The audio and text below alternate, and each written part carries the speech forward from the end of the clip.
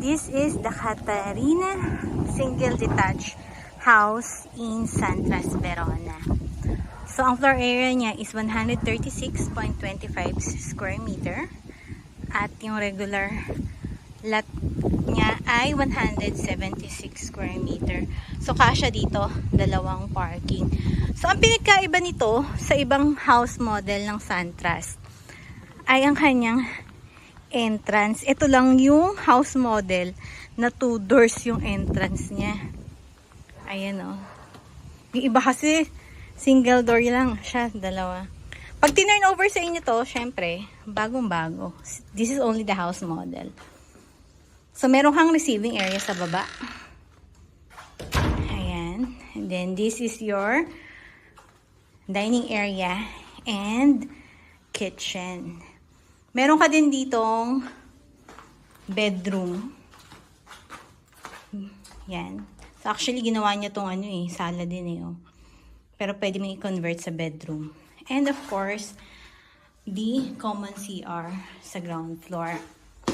Let's go up. Ang regular financing term dito sa Santras ay 20% down payment. Then 80% ipapasok sa bank. So, ito yung iyong first bedroom.